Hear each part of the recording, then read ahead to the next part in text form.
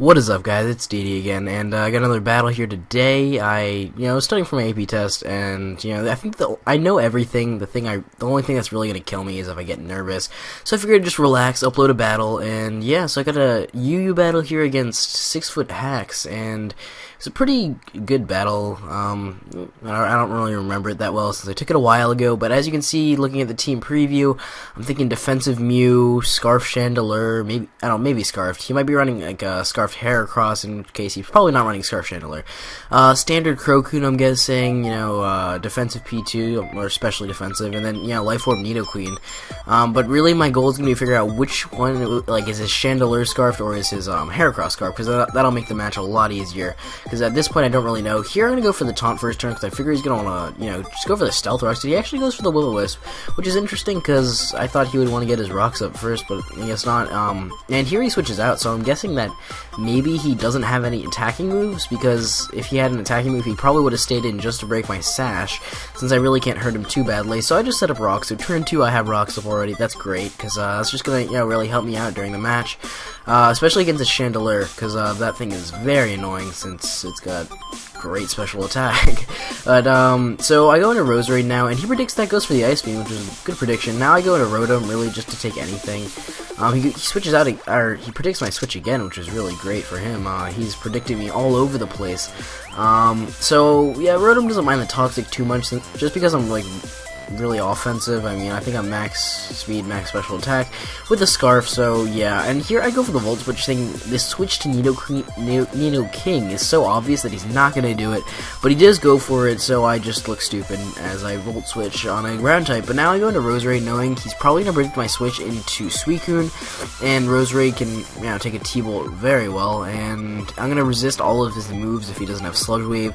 So T-Bolt really was his best option, and now he's going to go for the Fire Blast, and I figured he would. I just go into Rotom so I can get a safe switch, and now I can switch up moves again, which is awesome. And I'm actually going to go for the Volt Switch again here, because I thought, I obviously have the Overheat, why would he stay in? But no, he stays in, Fire Blast again, he doesn't miss, which sucks for me, just because, now I'm down one Rotom, and he still has a Chandelure, and Rotom was my Scarfer, so if his Chandelure is Scarf, I'm kind of screwed.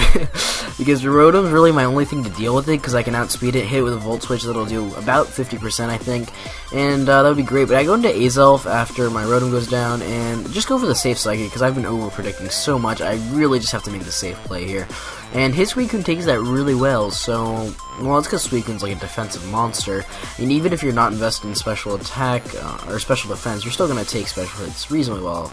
And that one wasn't super effective, so yeah. So I go into Roserade here, and that's awesome because I can take that Skull, don't have to worry about Burn because I have Natural Cure, so Roserade's a pretty hard counter to Suicune, especially if they don't have any Calm Minds up, because, Giga Drain or Leaf Storm, it depends what kind of Roserade you're running, will do a lot, basically. And now I go for the Spikes, predicting a switch, because I know he's not going to want to stay in Calm Mind, since he, even at +1, I'll be doing about 50%, and it really won't be that beneficial to him, because it'll take, like, at least 4 for him to get, like, any significant damage on me. And here I stay in, go for another layer of Spikes, because he doesn't have a Spinner, and I want that Chandelure to be as low as possible when it comes in, because that thing poses a huge threat to my team. And now I go for the rest after he Ice Beams me once, and I'm basically at full HP, like 75%-ish after lefties, after the Ice Beam and all that. So now I'm just going to switch out, because I just want to get my sleep cured. So I go into Heracross knowing I can take anything he wants to go for, because Heracross does have decent special bulk, and this is sub-SD Heracross, as you know, since I've had quite a few battles with this team. I was trying to use it again a little bit, but I actually made a new team with a sub-SD Heracross, so you should expect that coming around pretty soon. I don't know exactly when I'll get the battle up, but now I go for the sub, and I probably should have gone straight for the SD, knowing he has a Suicune, and Suicunes do carry Roar from time to time, so I was pretty afraid he would Roar here.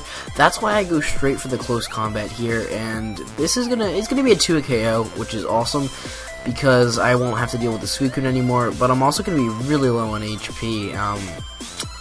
Well, not really low, I'm at about half, but still, I would have preferred, like, SD and then close combat.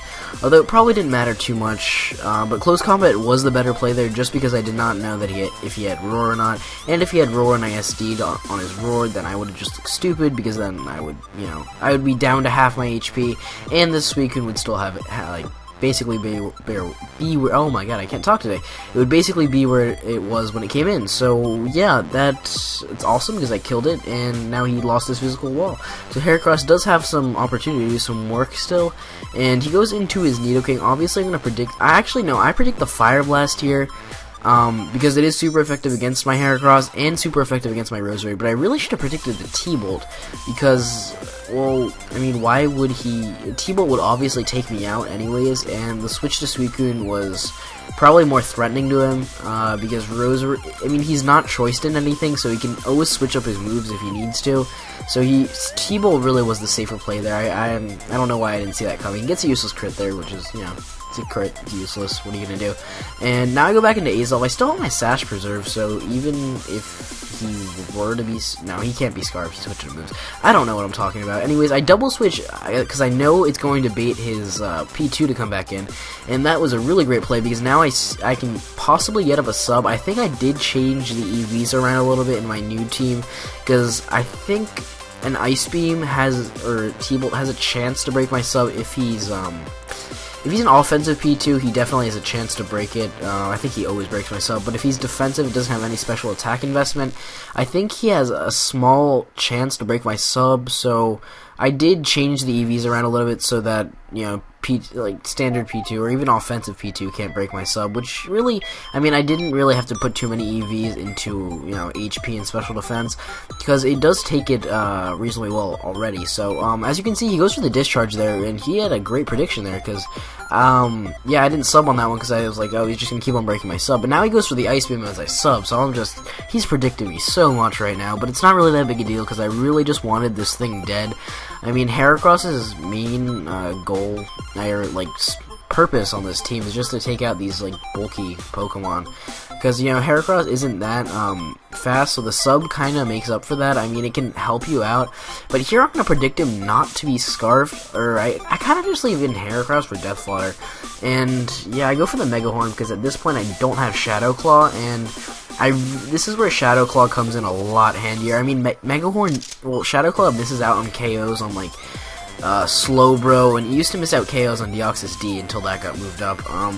But I don't know. I find Shadow Claw more useful, honestly. I mean, they both have their advantages and disadvantages. I mean, Shadow Claw's disadvantage being that you can't KO with things. I mean, resisted close combat is more powerful than like neutral Shadow Claw. So here I just take him out with the Psychic because I still have my Sash intact, and I know he's not Scarf because I outsped him with Heracross. And here he goes into his Heracross, and now I find out that this is his Scarfer, which is awesome because yeah, I have my Sash still intact, so I can just Psychic him, and that'll kill him. And him not getting his Rocks up really did help a lot, because it just let my Azelf deal with this Heracross really easily, because Heracross can be a big threat in UU, and just the fact that I was able to do that is awesome. So now I'm just going to go for the Taunt, as he's going to go for the Will-O-Wisp, I believe, just because he doesn't have any attacking moves, obviously, otherwise he would have gone for it by now. I mean, I have 1 HP, so if he had an attacking moves, he probably would have, hit me.